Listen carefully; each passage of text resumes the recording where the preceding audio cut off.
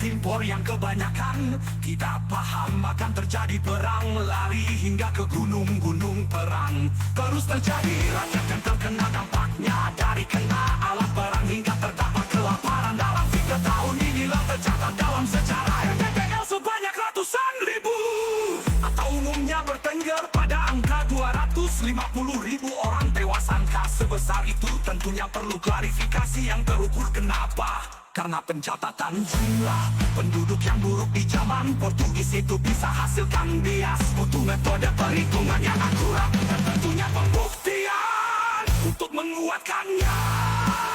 Bisa mencontoh negara Bosnia dengan cara penggalian kuburan massal dan sejenisnya. Setelah itu dipastikan apakah korban benar tewas karena senjata bom atau karena kelaparan. Hitung mana yang lebih banyak. Apakah mereka sipil yang tewas karena serangan pasukan terintegrasi, atau korban tameng hidup yang dipersiapkan Fretilin?